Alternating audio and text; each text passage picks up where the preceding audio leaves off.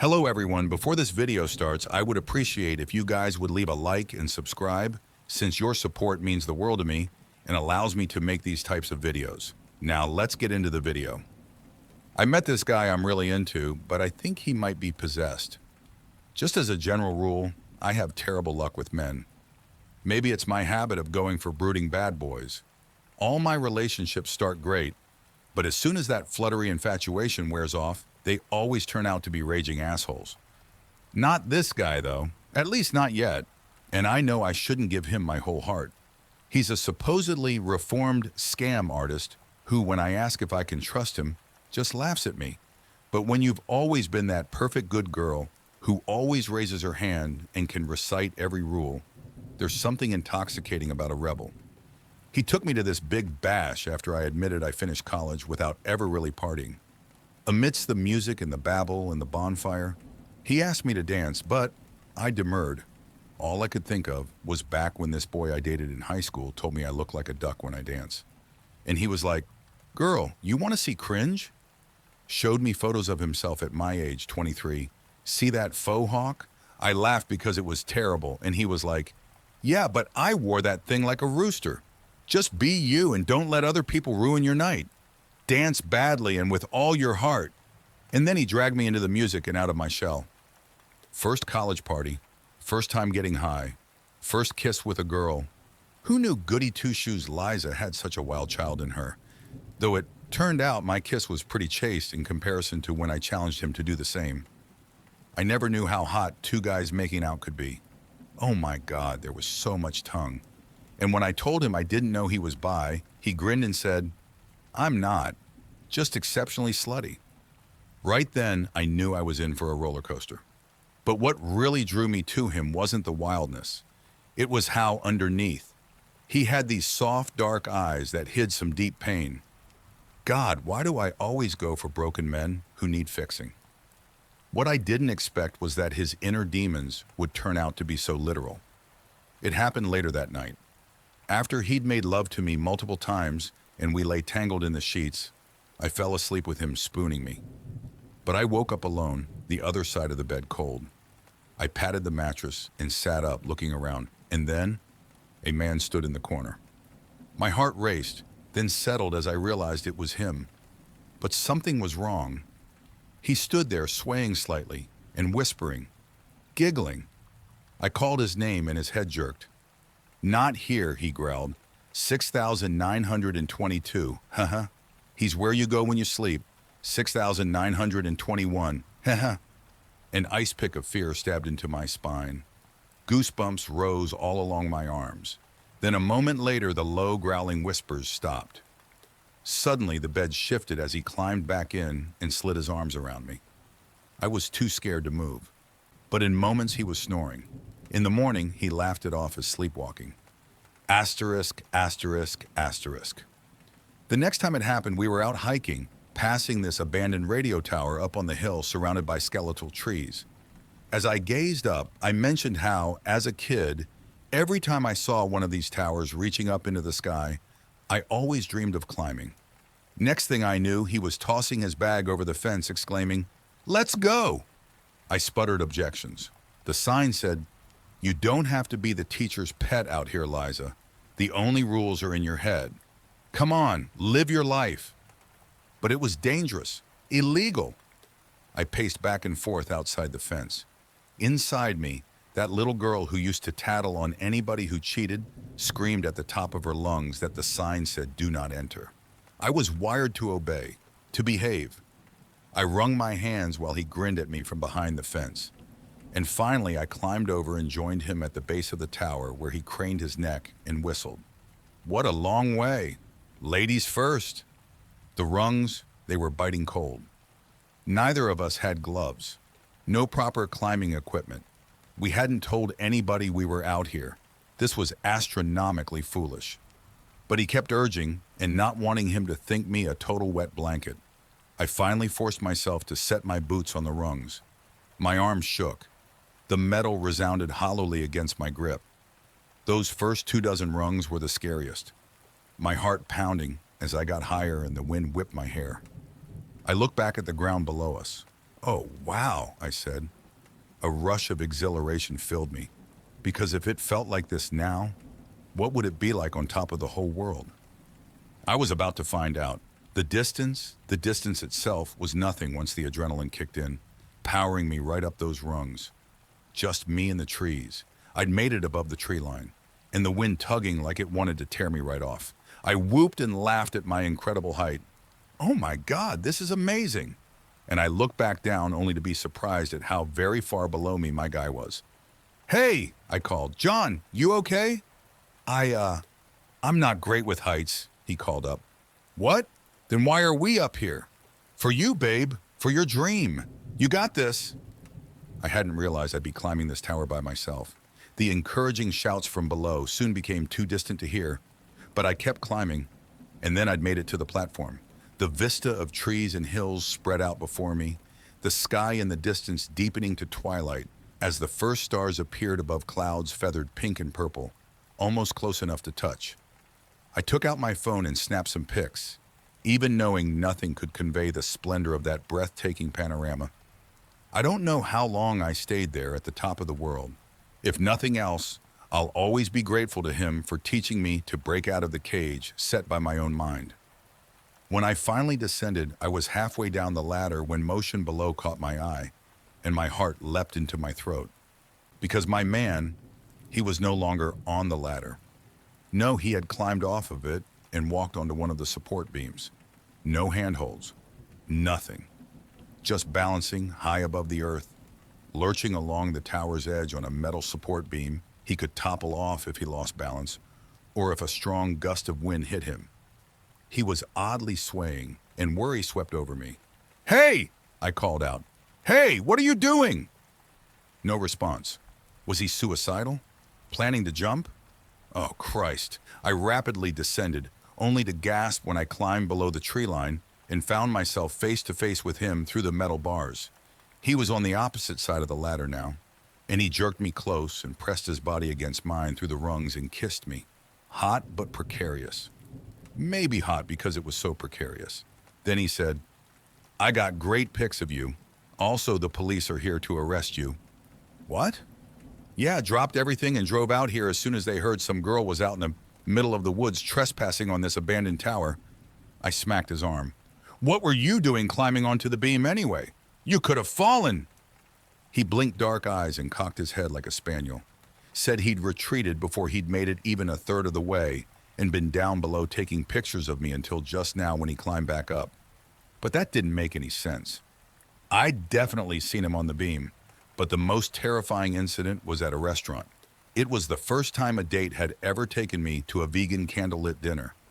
Do you know how tough it is to be vegan when your boyfriend goes on and on about how much he loves meat and will suffer through a veg-friendly restaurant only if you go with him to a steakhouse next time? My ex had me convinced that was fair. When I told my new guy how much I appreciated that he made sure every place we went had more for me than just salad. He grinned and said, Babe, the bar's so low I could trip over it. Yeah, I guess I was pretty dumb in my dating choices in retrospect. I looked down at my napkin. Hey, he squeezed my hand. Liza, you're not dumb for getting stuck in shitty dating dynamics. That's just social conditioning. He kissed my hand and I blushed. Maybe it was the wine, but it felt like his eyes were just drinking in the sight of me, like I was the sun and he was the planet I shined on. But every planet spins half in shadow. I wasn't at all ready for the terrifying darkness of his orbit. When I came back from a trip to the restroom, our booth was empty. A tingle crept along the nape of my neck as I peered across the dim, candlelit dining room, and a whisper drifted up from somewhere. Hey-ha, 3,897. Hey-ha. I peered down under the table, and there he was hunched with his back to me and his hands over his face. Ice poured down my spine. Hey, he came skittering out so fast I screamed. Heads turned and people exclaimed as he burst out, vanishing back behind the bar. Nobody had time to react beyond gasps, murmurs, hushed voices. Snatching up my phone, I approached the bar, only for a shadow to dart up and over the counter like a roach, and scuttle along the floor to vanish down the stairwell to the restrooms on the lower level. I descended the stairs, my hands shaking as I held my phone and hit record. I found him standing in the darkest corner, twitching. This time, he did not run when I got close. Finally, I whispered, "John?" The twitching stopped. The low, growling voice said, "He's not here, hey? 3,731. Liza?" Okay. I lowered the phone, trembling, and showed him the video. "How about you tell me what the fuck's going on?" It was called the counting bogey. It had infected a 9-year-old boy who'd gotten it from another child at the playground, who'd gotten it from an imaginary friend. The count always started at a random number. When it reached 0, the bogey would clip the connection between your body and your soul and wear you like a suit, running around in you and leaving your soul a wandering ghost. Supposedly, it had once been a child, hence its affinity for games. You can pass it to someone else, like hot potato, but the count continues until it gets to 0. Then after it sheds its victim's body, it restarts with a new count and a new victim. I took it to free the kid, he explained. How did you even find out about all this? I saw his mother's post online. So you went looking for paranormal activity? When he didn't deny it, I asked, why? Before he'd met me, his scams had hurt enough people to attract the attentions of a paranormal entity. A demon, he said. A woman who always wore red. The demon tricked him into a deal, but he narrowly managed to escape her. She lurked in his shadow, hoping for a chance to catch him ever since.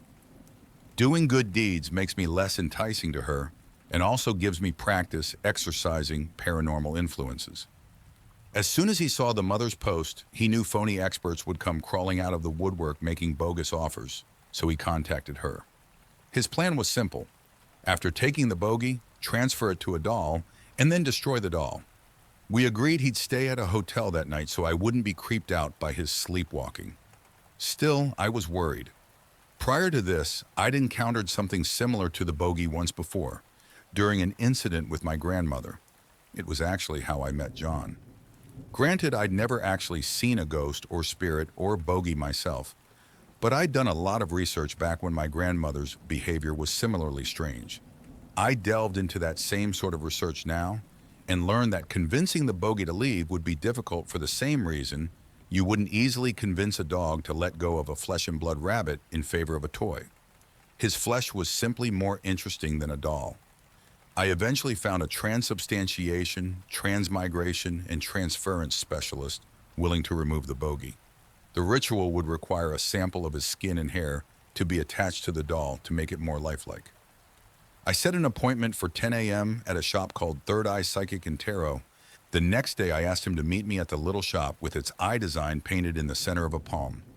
Since we both arrived early, we took a stroll along the waterfront, and he told me how overnight he'd shackled himself to the bed to deal with the bogey's antics, only to be woken in the morning by the scandalized hotel maid, who found him handcuffed in his boxers. Suddenly, his hand ripped out of mine. He scrambled backwards until he couldn't retreat anymore, slamming against the metal railing, an expression on his face I'd never seen before. Sheer, feral, absolute terror. "What?" I began. He leapt over the railing. A dangerous plunge of at least 2 stories down to the waterfront's lower level. A woman stood up ahead, her crimson gown fluttering around her like ribbons of fire. She gave me a sultry wink, and the hairs on my arms prickled as she lunged over the edge after him, her shadow moving first, a fraction of a second before her bronze legs swung over the side. I rushed to the railing, but didn't dare fling myself down to the concrete below. I had no idea how he'd made such an impossible drop. I quickly hurried to a staircase and dashed down to the lower level, to the walkway at the water's edge. By the time I caught up, he was on his knees, his mouth motoring. "No, no, no, stop! We don't have a contract!" "Oh, but Johnny boy, I do have a contract," purred the woman in red. "What contract? What? What are you—" She tipped a finger under his chin to tilt his face toward me. "Liza!" And then his eyes widened in horror, mirroring the horror dawning on my own face as I realized who I'd apparently hired to remove the bogey. And he was screaming at me, "Liza, what did you do?" I thought she was a paranormal specialist. She said she just needs your skin, John, she chuckled. No, he screamed. No, I didn't agree. Let her fill the deal. Not mine, take hers. The lady in red tossed her head and burst into delighted laughter. Now you see his true colors. Still nothing but a groveling worm, eh, Johnny boy? She stroked his cheek. Just a parasite to scrape off the world. Oh, fuck off, he snarled, and then the sky suddenly darkened as if dusk had fallen. Shadows blotted out the sun. I couldn't see them anymore, just the red of her dress like an inferno, and the shadows swirling like smoke, and John was screaming. Oh, God, was she taking his skin right then? Ripping it off him. Screaming, and then the darkness, and the screams and red were all gone, and I stood there by the water shattered, alone. Lady Blood, 2024. Contract fulfilled. Attached to the message was a blurry video. Gradually, it zoomed out so that I could see the burlap face of a doll, a sort of scarecrow, stained red and shiny wet where it was stitched with skin, light brown skin that I knew all too well from how often it had lain close to mine, and black hair hanging in curls over its button eyes. The mouth was only a gash in the bogey doll's face, and it leaned in close so I could see only the buttons as it counted. 17, 16. Its face swayed side to side in excitement. 3, 2, 1. The screen went black. E! A child's scream rang out from the phone, thin and reedy, as the doll burst into crimson flames. In moments it dwindled to ash. It seemed so foolish in retrospect, my believing all John's claims about being reformed. He told me he loved me. He told me he was trying to be better. But how could I have forgotten that he was a grifter, a liar, an accomplished catfisher? Of course he was always telling me what I wanted to hear. He hadn't fooled his demon, though. She'd stripped away all his pretensions when she cornered him. I was still reeling from how quickly he'd betrayed me. I cried myself raw, but I also cried because I'd brought a terrible fate on him. When I arrived home, I found a photograph on my desk. It was me on top of the tower. On the back was a note. Good luck getting into grad school, and remember never to let the rules stop you from climbing to those highest heights. Wishing you the best, and sorry I was such a disappointment, John. My heart pounded when I read it. Had he written it before or after the bogey was destroyed? Was he alive? I tried calling, but no answer. Nor could I reach him on social media. Finally, I got through on a burner phone. Hello? Thank God! I burst on hearing his voice. Are you okay? Silence. Are you there?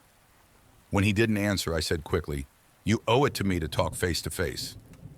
We met the next day at the airport, where he flew in from wherever he'd disappeared. He looked like absolute hell. Eyes red and lined with dark circles, and clothes rumpled like he'd gone on a bender, and was only now crawling toward consciousness. Nevertheless, he was alive and intact, and I flung my arms around him. He grunted in pain. I asked if we could talk somewhere private, and he walked with me to an empty part of the terminal, and we sat in the generic airport seats facing the large window glass, looking out at the flat sky and tarmac. I spoke first. Why did you disappear? Your deal didn't give her more than a chunk of skin, but she'll come for the rest of me eventually. I left because that's the only way to keep you safe. Actually, I had a whole speech ready for you, but... He dropped his face in his hands. A better speech would be after I go to a bait and tackle shop, get a can of worms and pull one out to give to you. Tell you if you're gonna save a groveling worm, save that one, because at least it didn't sell you out. John, Liza, you could waste your whole life trying to fix the broken men you date. Your life is worth so much more. Go and live it. But when he got up, I caught his arm. Because what if I was reading this whole situation wrong? The lady had tricked me into our bargain knowing he would panic. What if our current conversation was her intention? Was she playing us both? After all, he and I were good together. Hell, better than good. By myself, I was always the anchor stuck in the mud. He was the guy who encouraged me to pull that anchor up and sail into storms, who believed in my ability to climb the tallest tower even when I didn't believe in myself. And I made him better too. Being in my orbit drew him into alignment with my path as an upstanding citizen. Our story was like if the class clown and valedictorian met and fell in love. He taught me to cross lines, I taught him how to stay inside them. I made plans aimed at the future, while he reminded me that where we live is the present. And if I were the demon hunting him, wouldn't I want to arrange a fall from grace before he got too far in his redemption? Wait! I squeezed his arm. When his dark eyes met mine, it was like every other time he'd looked at me, like I was the star that made his world bright. But he disengaged his wrist from my grip. I'm sorry for making that bargain with her, I said, voice cracking. I'm really sorry. It's all right. You probably saved my life. Kinda wish you hadn't. The counting bogey didn't seem a bad way to go. He gave a small smile. You know what scares me, babe. It isn't death. It's pain. I'm really, really scared of all that pain. That's what she feeds on. That's what's waiting for me. He paused and a look of self-loathing crossed his face. And I'm sorry that when she cornered me, he shook his head. Anyway, sorry. That's why I can't stay. Goodbye. He disappeared into the terminal. It haunted me, that sad smile of his. That's what's waiting for me. Should I have let him go? Should I have fought harder to make him stay? But I'm certain he wouldn't have, because the next time I tried to contact him, his number changed. Like any good grifter, he all too easily disappeared, leaving no trace. As long as the demon is after him, I'm certain he won't let me near. And that's fine. Just fine. Because I'm going to destroy her. Maybe he's right that I need to stop trying to save my exes from their demons. But his being so literal means it's something I can defeat, especially since I have no sins for her to feed on. And as my flawless test scores and boxes of academic awards show, I am really, really good at problem solving. If there is a way to take down a demon written in some obscure occult library anywhere in the world, I will find it. So watch out, lady. One day soon I'm coming for you. Thank you for watching the video fully. Please hit the like and subscribe button, since I could not make these videos without your support, and it means the world to me.